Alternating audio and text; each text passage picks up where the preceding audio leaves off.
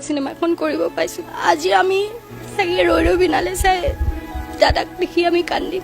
জুবিনে মোক কৈছিলে মই কিন্তু দুবাৰকৈ খাব লাগে মেডিচিন নাখাওঁ দেই, এবাৰেই খাব লাগিব।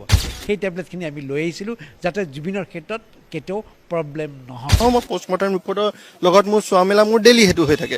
সেইকাৰণে মই জানিব বিচাৰিছিলোঁ জুবিন গাৰ্গ ডাঙৰীয়াৰ লগত। বন্ধুসকল, সঁচাকৈ জুবিন গাৰ্গক মাৰ্ডাৰ কৰা হৈছিল নেকি? জানো আহক এই ভিডিঅ'ৰ মাধ্যমত। মুখ্যমন্ত্ৰী এটা কথা ক'ব লাগে, চামকানু মহন্ত মুৰ্দাবাদ বুলি ক'লে আপোনাৰ কি আপত্তি আছে? জুবিনদাৰ জয় হওক, জুবিনদাক ন্যায় দিয়ক বুলি ক'লে এনেকুৱা ধৰণৰ শ্লোগান দি যদি ৰাজপথলৈ কোনোবাই প্ৰতিবাদ কৰিবলৈ আহে তেতিয়া সেইটোত কি আপত্তি আছে সেইটো লাগে আমাক। গতিকে আপোনাৰ নাটক বহুত হৈ গ'ল যে যি ধৰণে জুবিনদাৰ ন্যায়ৰ দাবীত সকলো মানুহ সৰব হৈ আছে আৰু সৰব হৈ থকা লোকসকলক আপুনি মুখ বন্ধ কৰিবৰ কাৰণে তেওঁলোকৰ বিৰুদ্ধে একশ্যন লোৱা হ'ব বুলি কৈছে। এইটো কি মানে সেই কথাটো আমি বুজি নাপাওঁ। আজি সিদ্ধাৰ্থ শৰ্মা এই কালপিট, সিদ্ধাৰ্থ শৰ্মা, শ্যামকানু মহন্ত, আজি শেখৰ জ্যোতি গোস্বামী তেওঁলোকৰ বিৰুদ্ধে কোনেও শ্লোগান দিব নোৱাৰে। এতিয়া জুবিনদাৰ ন্যায় বিচাৰি কোনেও এতিয়া প্ৰতিবাদ কৰিব নোৱাৰে। সেইটো আপোনাৰ কি জুবিনদাক ভাল পোৱাটো হ'ল সেই কথাটো আপুনি বুজাই দিব লাগে আমাক। কাৰণ আপুনি কয় যে ন্যায্য দাবীত প্ৰতিবাদ হলে আপোনালোকৰ সমৰ্থন থাকে, আপোনাৰ বিশেষকৈ সমৰ্থন আছে। আজি জনগোষ্ঠীয় লোকসকলৰ আন্দোলনত আপোনাৰ সমৰ্থন আছে, আপোনাৰ দলৰ মানুহে তাত যোগদান কৰিছে বুলি কৈছে সেই আন্দোলনত। গতিকে ন্যায্য দাবীৰ আন্দোলনটো এইটো হ'ব লাগে, এইটো বিজেপিৰ আন্দোলন বুলি কৈ দিয়ে।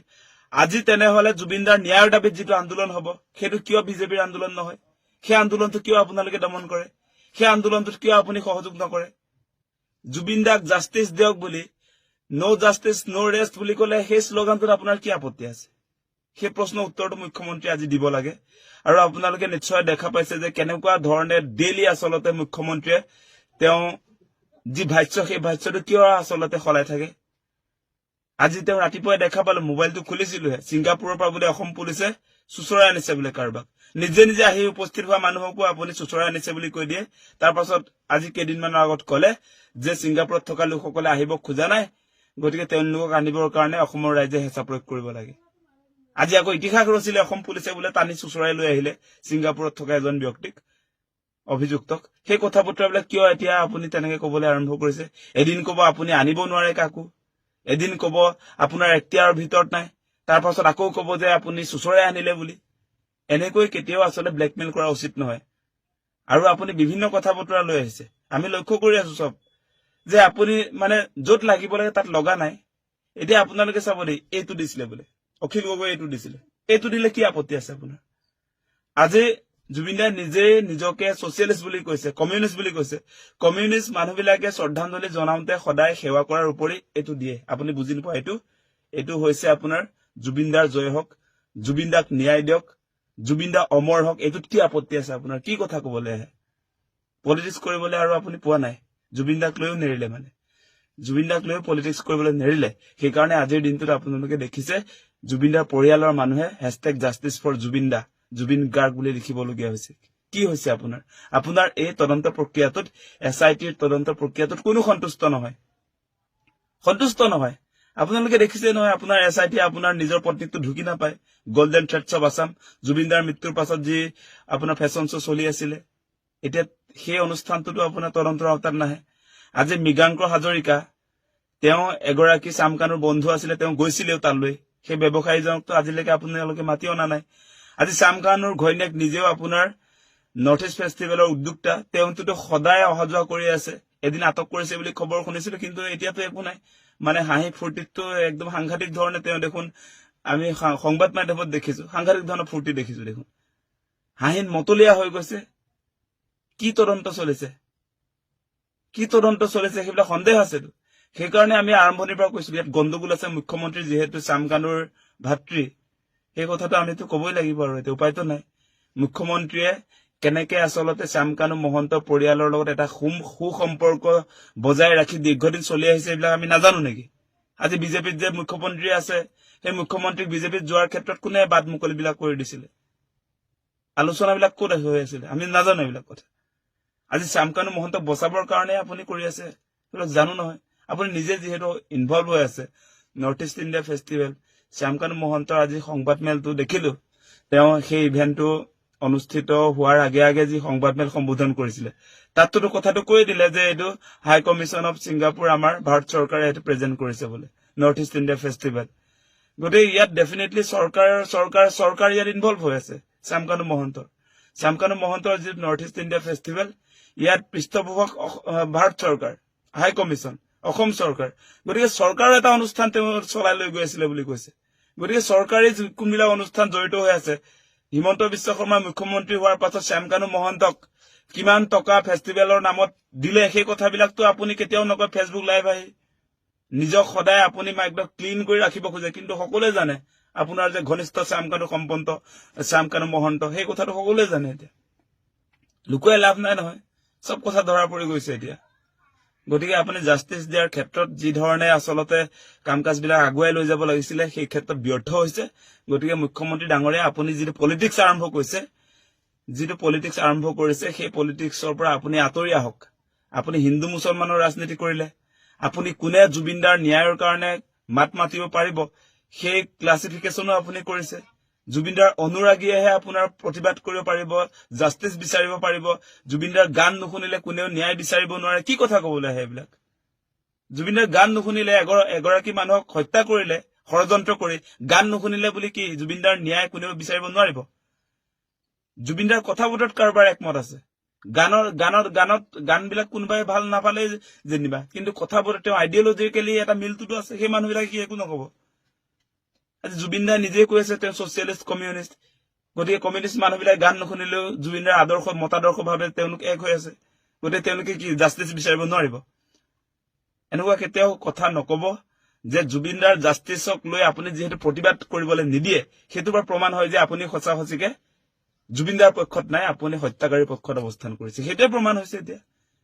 যিহেতু জাষ্টিছ বিচাৰিব নোৱাৰে আপোনাৰ দিনত গতিকে সেই কথাটো আজি প্ৰমাণ হৈছে মই সেইকাৰণে ফেচবুকত লিখিও দিছো যে মুখ্যমন্ত্ৰী আচলতে কাৰ পক্ষত যিহেতু আপোনাৰ হত্যাকাৰীৰ বিৰুদ্ধে তেওঁ এতিয়া প্ৰতিবাদ কৰিব নিদিয়ে জাষ্টিছ ফৰ জুবিন বুলি এতিয়া কোনেও শ্লোগান দিব নোৱাৰে জুবিনদাৰ জয় হওক বুলি শ্লোগান দিব নোৱাৰে গতিকে জুবিনদাৰ জয় হওক বুলি জুবিনদা অমৰ হওক জুবিনদাৰ ন্যায় পাওক বুলি যদি শ্লোগান দিব নোৱাৰে তেনেহলে মুখ্যমন্ত্ৰী হৈছে শ্যামকানুৰ পক্ষত সেই কথাটোৱে জুবিনদাৰ ন্যায়ৰ দাবীত যদি কোনেও প্ৰতিবাদ কৰিব নোৱাৰে কোনো শ্লোগান দিব নোৱাৰে তেনেহলে চৰকাৰ শ্যামকানুৰ পক্ষত সেইটোৱে হ'লগে এতিয়া ৰিজাল্টত আমাক মিঠাতেল এই মচুৰ দালি চাউল আলু সেইবিলাক নালাগে স্পষ্ট ভাষাৰে আমি কৈ দিব বিচাৰিছো আমি অসমীয়া যুৱ মৰ্চাই স্পষ্ট ভাষাৰে মুখ্যমন্ত্ৰী ডাঙৰীয়াক ক'ব বিচাৰিছো যে এই আপোনাৰ তেল দালি চাউলৰ ৰাজনীতি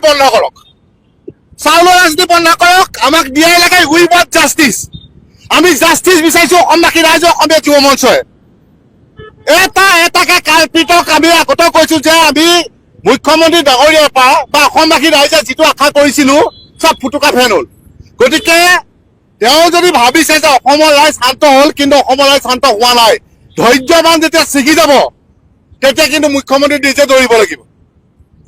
নিজে দৌৰিব লাগিব কাৰণ কেলে তেওঁ কিমান অনুতপ্ত কৰিছে আমি বুজি পোৱা নাই তেখেতক আমি দেখিছিলো মুখ্যমন্ত্ৰী দেখিছিলে প্ৰথম অৱস্থাত তেখেতে একদম ৰচাল বচালকে খুব সুন্দৰকে তেখেতে একদম লাগি আছিল কিন্তু এতিয়া দেখিছো যে তেওঁৰ ৰাজনীতি মেৰপাকত সোমোৱাৰ নিচিনা আমি দেখিবলৈ পাইছো তেওঁ এতিয়া আপুনি চাওক আপোনালোকক আমি ক'ব বিচাৰিছো যে কাৰ গাৰ্লফ্ৰেণ্ড কি কথা কাৰ ঘৰত শাক বনাই কি শাক বনাইছে কাৰ ঘৰত কি মাংস বনাইছে তেওঁ সেইবোৰ প্ৰয়োজন নাই আমাৰ অসমবাসী এইটো প্ৰয়োজন নাই আমাক লাগে ন্যায় আৰু আমি বিচাৰিছিলো ন্যায় এই যে শ্যামকানু মহন্ত সিদ্ধাৰ্থ শৰ্মা এই দুটা কাল্পিতক অতি শীঘ্ৰে ফাঁচি দিব লাগে নহলে এনকাউণ্টাৰ কৰিব লাগে চিধা কথা আৰু তেখেতক আমি আগতেও কৈছো যে তেখেতে যদি আইনৰ বেৰপাকত লাগি তেখেতে যদি এনকাউণ্টাৰ কৰিবলৈ ফাঁচি দিবলৈ আমাক সঞ্চয় দিয়ক ৰাইজক আমি কি কৰিব লাগে কৰিম আৰু এটা কথা আমি স্পষ্ট ভাষাৰে কৈ দিব বিচাৰিছো যে এই তাত যিকেইটা কাল্পিত সেই জাহাজখনত যিকেইটা কাল্পিত আছিলে সেই আৱেশখনত যিকেইটা কাল্পিত আছিলে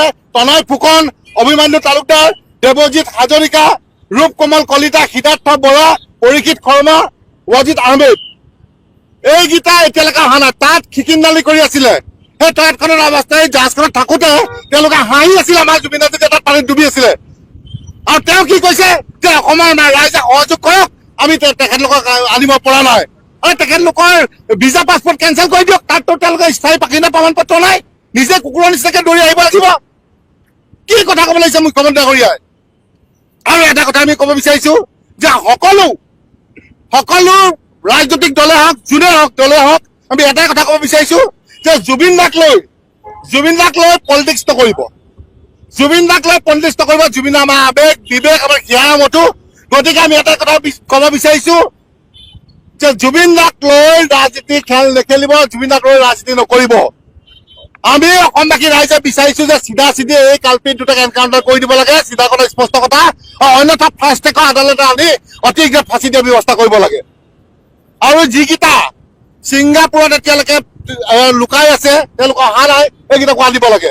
আৰু আমি জানো, আমি দেখিবলৈ পাইছো যে কালি পাৰফিউম দিয়াৰ কিবা ব্যৱস্থা কৰিছে, কিবা গৰম ৰুটি ভাজি লৈ গৈছে, ভাত লৈ গৈছে। এইবিলাক কেনেকুৱা কথা?